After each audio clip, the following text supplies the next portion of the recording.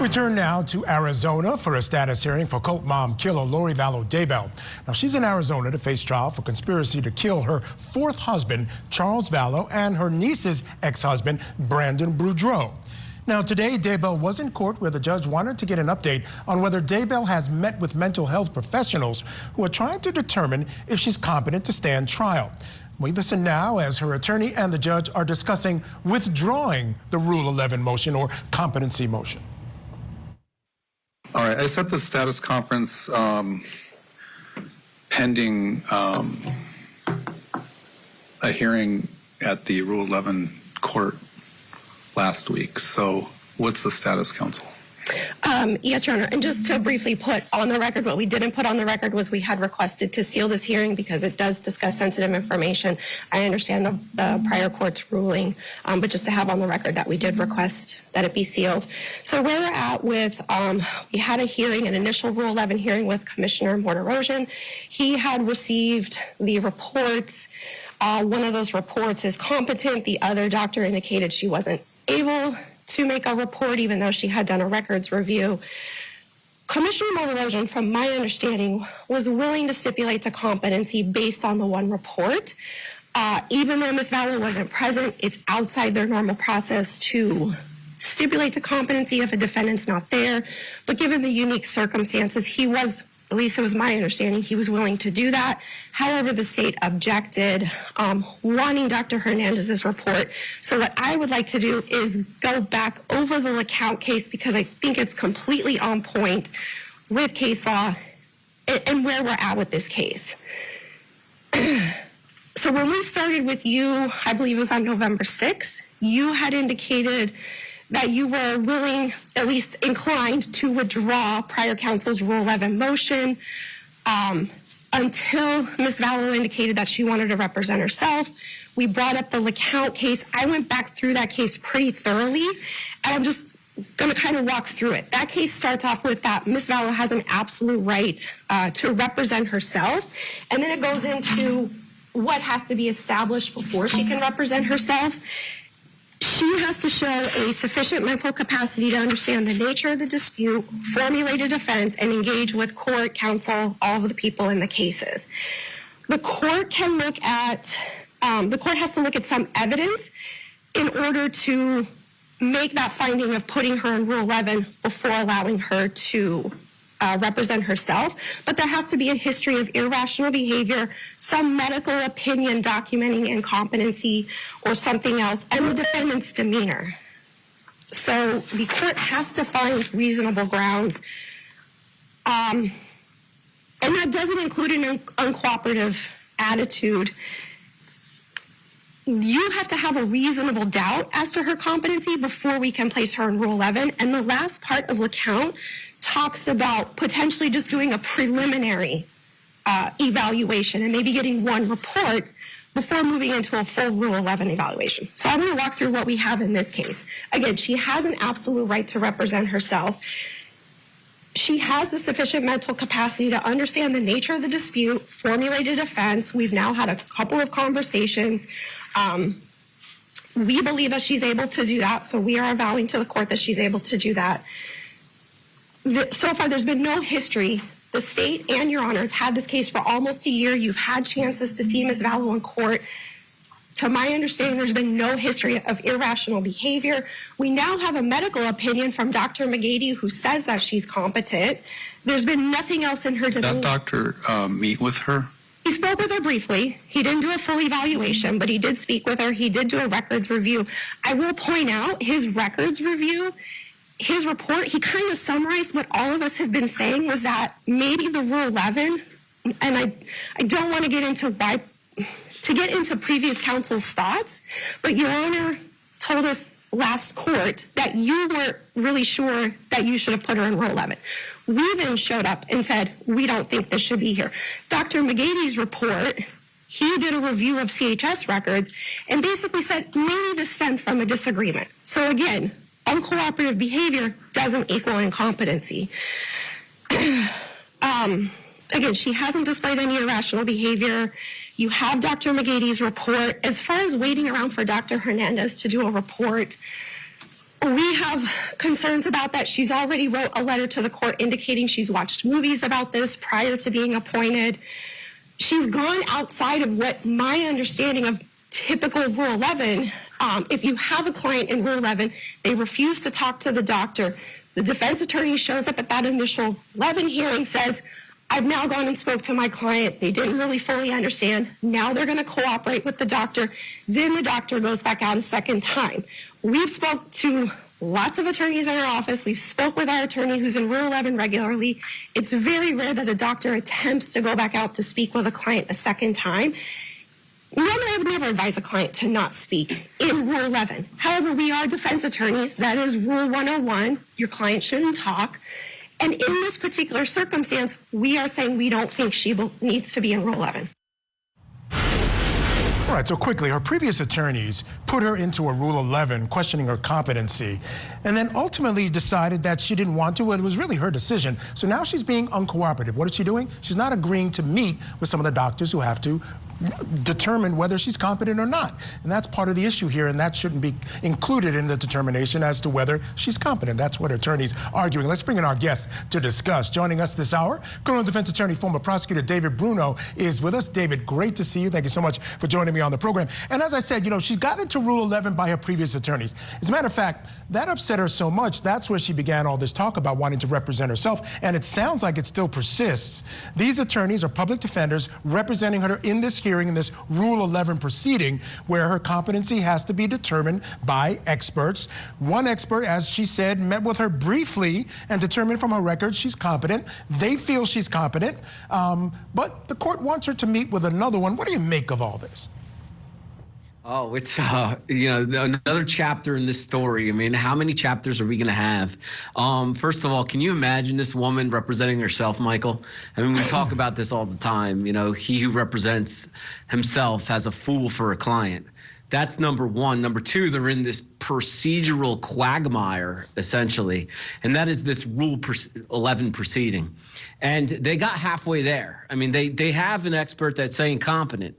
The second expert's not coming to a conclusion. The defense is ready to say this isn't even necessary, but the prosecutor's kind of holding it up because they don't want to ruin a conviction. They don't want this coming back. They want to do this once, like every attorney that tries a case. Let's get it right the first time. And I think that's where the prosecutor's coming from, to say, hey, look, briefly, you know, she briefly met with that one doctor. How could a brief conversation with the doctor amount to an opinion of competency? And then the second one we don't even have yet. So the prosecutors are looking for consensus, which Rule 11 requires. And then the judge is kind of on the fence too. Defense is saying, pull it back. We don't even need this. Who knows where this is going to go? It's not going to end good no matter what for Lori. Yeah, and I think she knows that. And this whole thing about representing herself, David, what do you think that's about? I mean, I personally think, I don't think she really wants to mount any kind of defense. You know, and when we talk about competency, I just want to be clear to folks and explain this for us if you can. This is not about her believing whatever those weird beliefs are that she believes. That has nothing to do with competency. It really focuses in on whether she can participate in her own defense and understand the charges against her. Yeah, so it is narrowly focused on present moment. And that is, can she understand the proceedings? Does she understand who's in the courtroom? Can she mount a defense? And these are questions about now. Now, Michael, her mental issues back in the past could still be present. I mean, but that's the only way they become relevant, is if she's continuing to express delusions and psychosis and things like that, not understanding. But it sounds like the public defender, who, you know, they do their job well. I think public defenders get a bad rap, but I always say the public defenders, they're in the criminal justice system exclusively. They're not handling anything else. They're in that venue regularly, and you have a public defender standing up and saying, really, this isn't really necessary. And she would know, too, from the communications she's had with Lori already. Yeah, and as a former public defender, I can tell you they're misunderstood. You know, it's not a question of competency. They are super competent. The problem is that they're overworked. You know, you've got a stack of cases that you can't even see over, and sometimes it becomes hard to do all the work you need to do for all the cases and do the best you can for everyone, you know, that you're representing. But anyway, David, stand by. We're going to take a break. Coming up next, we hear from Vallow Daybell herself as the judge questions her about her mental competency evaluation. Keep it here on Court TV.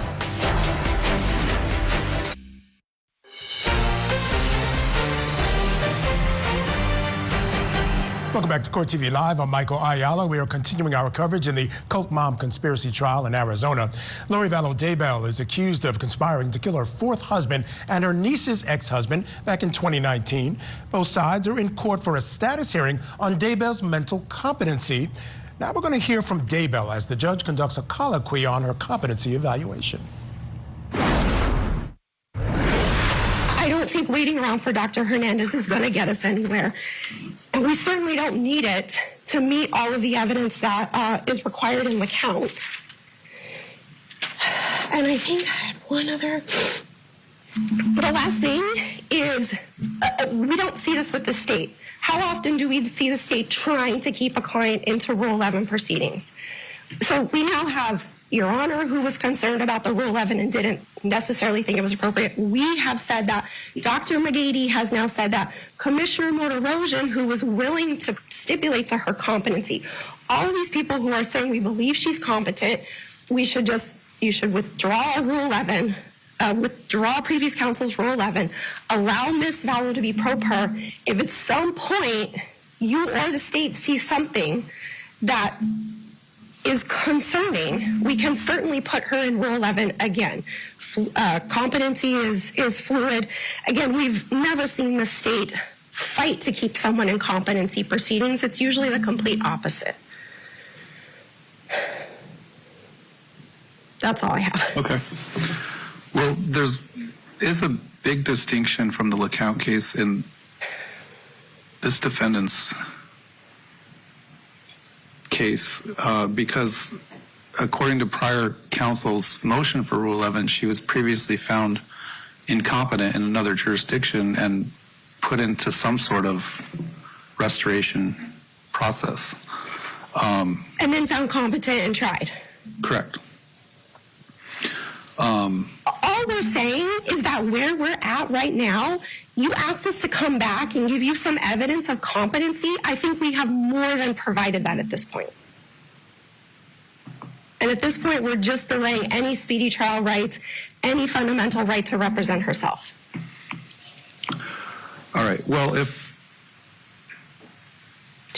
she were allowed to represent herself prior to that, I'd have to go through a colloquy with her and get some information, and based on that information, could still refer her for a Rule 11, depending on her answers to those questions. Sure, and that was supposed to be my last point. Was we haven't even done that colloquy with her, so let's do that and see where we end up. All right.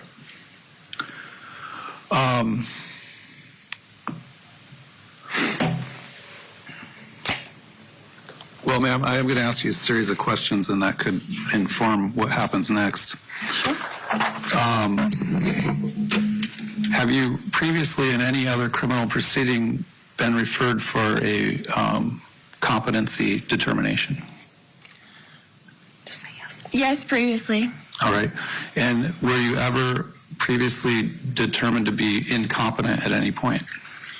Not to my understanding. So my understanding was that the judge did the same thing that you did. In abundance of caution, let's go ahead and put her in and see, and I came out competent. Well, when you say you came out competent, was there a period of time where you were ruled as incompetent? I would say technically they did do that. That's how they put you into the program in that state. Correct. How long were you in that program? I was in that program for about 10 months. Okay. And what types of things did they give you classes? What types of things did they speak to you about where you went through some process where you were later deemed competent? I did go through a process of several things, several classes, competency class, and meeting with doctors and evaluators, many evaluators. Are you aware of any diagnosis that you were given? Yes. And what is that? We're going to object to that, especially with this being public and not sealed. It's not relevant to this determination. Okay, well then. This was almost 2 years ago. Then I'm going to keep her in the Rule 11 process to determine that. And We approach and discuss with you without it being on the without public on the record, but not public. you mean as far as the diagnosis? Yes. Sure.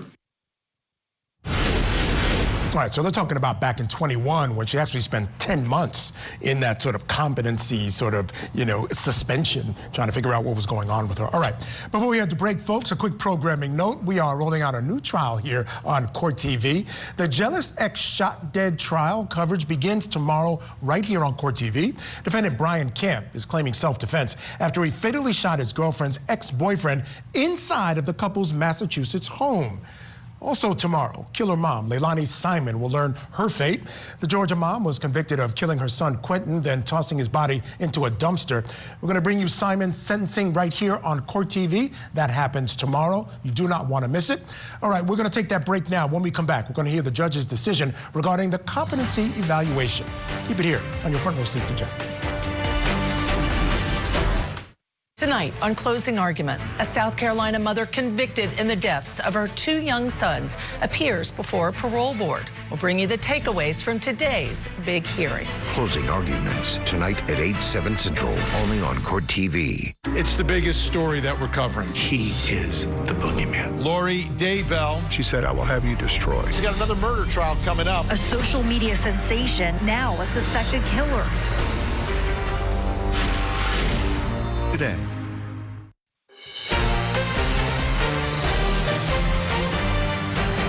We are wrapping up our coverage of a status hearing for Vallow Daybell. She's in an Arizona courtroom where the attorneys are discussing the status of her competency evaluation. I want to get you back to court now for the judge's ruling. Okay, I've reviewed both reports.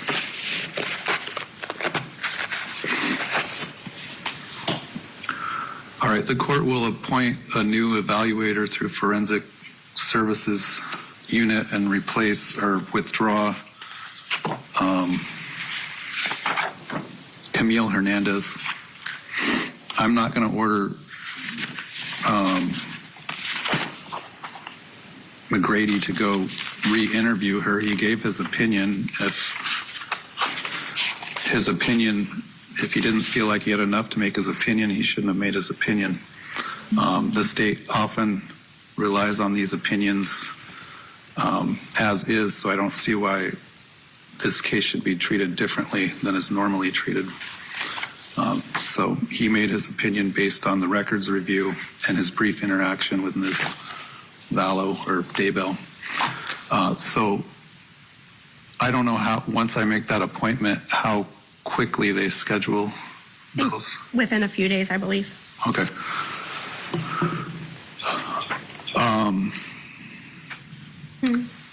So if is found competent on the second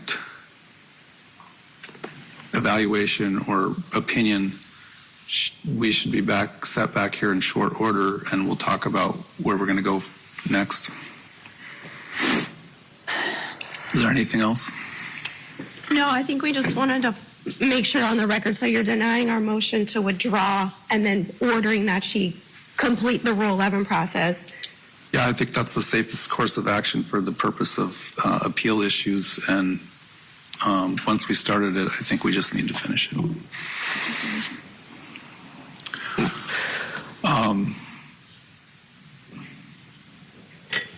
Oh, yeah. Say what? Anything else from the defense? Court date then after the That's second. because we have a court date with Rule 11, December, I think, December 5th. So I think that would be enough time for this. Well, next week, is it next week that's a short week? It's a short week. I agree with you. I think that date should still work. And If she is deemed competent and the parties stipulate to competency, you can contact my judicial assistant and we can set it in short order on this calendar. And just, is the state, just so we're clear, is the state going to be willing at that point then to agree to that she's competent? Because assuming that the state will stipulate to that. I don't know. I guess it depends on what the report says. I mean, I agree with you that sometimes the state does stipulate on one report, but there's not a requirement that they have to, so I can't force that stipulation. But I guess we'll see what happens on the next report. So I think the absurd end result here is if the state doesn't want to stipulate, then we're going to have a hearing where the defense is basically saying she's competent and then the state's insisting that she's not competent? I don't know. I guess you're going to have to wait to see what the next report says. Oh, your water bottle. All right. Anything from the state? No, Judge. All right. We'll be recessed on this matter. All right, so let's bring back in criminal defense attorney, former prosecutor David Boudreaux. And David, the stakes are a little higher here. One could ask, why don't prosecutors just, agree to the one report by one of the experts rather than requiring the second one? And I think part of the problem is, as you mentioned, you don't want any appealable issues down the line, but also we're not just talking about her going to trial, we're talking about her representing herself, which I think raises the stakes. Absolutely well said. We're frequently on the same page, Michael. I mean, the fact is, it's not like she's going to be sitting there watching her attorney open, cross-examine, and make legal arguments. No, she's going to be on her feet. Her involvement is at question, obviously. She doesn't have to do much. Defendants don't have to cross, they don't have to open, and they don't have to prove anything. So essentially, she could just sit down and do nothing. But if she does do something, which I would expect her to do, it's got to be done competently. I mean, we saw that Brooks case and how out of whack it was, and that defendant was not in control, and he was found competent. I mean, they had to put him in separate rooms while we were watching that case, right? So that's one of the extremes. And when you open it up, when there's not a competency Rule 11 like the judge is having here, well, then she's on her feet and she's going to be doing what she wants to do. And let's hope that she's competent and she could do it in an organized way. It's interesting because you said you think she is going to do something. I'm of the opposite mind. I think she wants to represent herself to get this thing over with. She didn't want to really put on a vigorous defense in her case involving, Chad Daybell and his wife and her children. I can't see her wanting to do one here. What do you think she might do when you talk about you think she's going to do something in this case as far as representing herself? What do you envision that to be? She would have the right to stand up there in a narrative form. We've had some other cases where defendants have testified in the narrative way. She would have the opportunity to stand up in an opening and really the court's hers. And she could say whatever she wants. So maybe it's a platform to do something like that. As far as the cross-examination, she would have an opportunity to ask questions of witnesses, right? So I don't know what's going through her mind. I never could understand it. I mean, just the allegations and what she's been convicted of already is just questionable, so who knows what we're going to expect from this woman. When you have a defendant like this who's non-cooperative, I mean, technically, she could stretch these things out. She could just continue to not want to cooperate with folks who want to evaluate her. As a prosecutor, what's in your arsenal to try to make sure what happens or what's supposed to happen actually happens? Yeah, well, they really should just take a step back and let the experts do what they need to do. And that's essentially what's happening here. The second expert couldn't come to a decision. I mean, even the first expert, it was a brief conversation. And Lori, when we got that decision, did you see her? She turned around. She was almost in disgust. Mm-hmm. Well, Lori, if you want to move forward, be cooperative. Because these evaluations, like we said in the last block, they're not about the substance of the allegations themselves. They're about whether or not you understand what's going on. How are you feeling now? Articulate now. Those are the types of questions and the objective tests that are being given to Ms. Vallow.